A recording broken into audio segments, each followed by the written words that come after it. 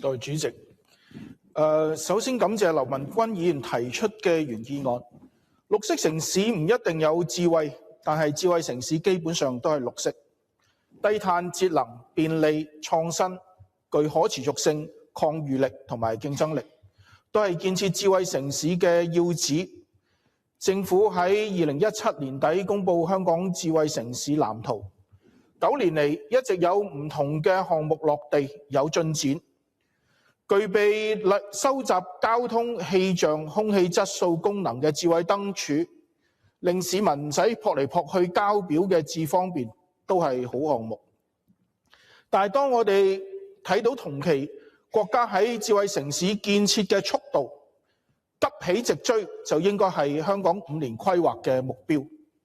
點解有咁大差距？我認為唔同嘅項目就好似人體嘅四肢發達，但係協調能力不足，就容易消耗體能，甚至左腳棘右腳慣低。所以我哋要推動智慧城市建設，關鍵在於先建立一個城市管理系統大腦。城市建設同城市管理係一塊銅板嘅兩面。政府好積極推動數字孿生同建築信息模擬，即 BIM 嘅發展同使用，亦有空間數據共享平台。但係仲未有為支撐進一步智慧城市管理發展，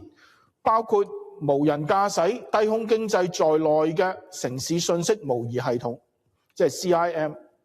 呢個底座唔單止對香港內部建設管理好重要，對跨境交通同環境監測都好重要。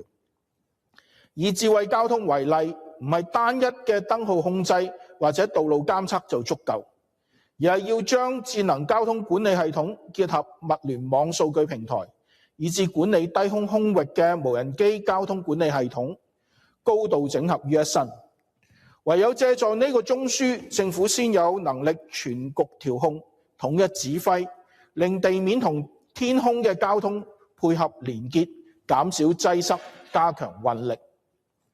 三維空間嘅思維係要將天空視為地面嘅伸延。喺智慧城市嘅領域，垂直城市嘅概念只係中學水平。我哋需要升級到大學，充分利用低空空域，利用超視距嘅科技，減少地面操作嘅需要。主席，如果有呢套諗法，應用場景就豁然開朗。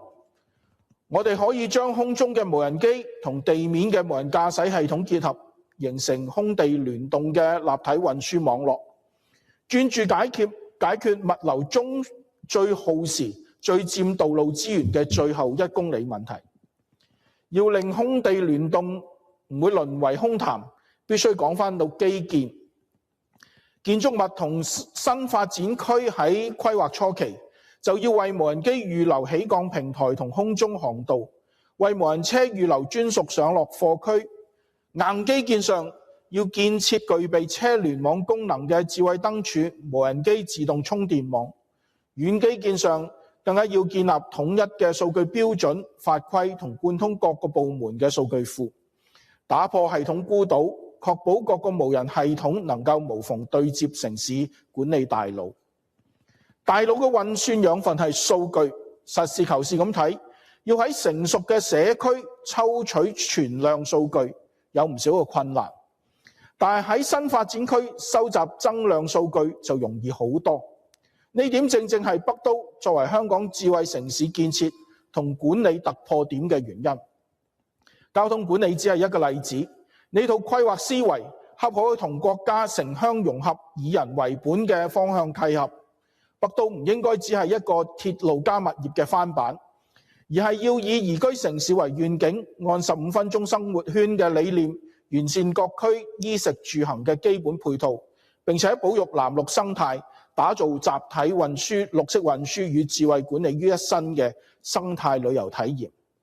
凡事預則立，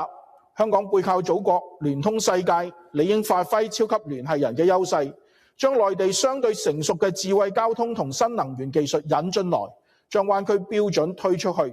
以綠色智慧城市嘅建設融入國家高質量發展大局，絕對係北都有能力扮演嘅角色。主席，本人謹此陳辭。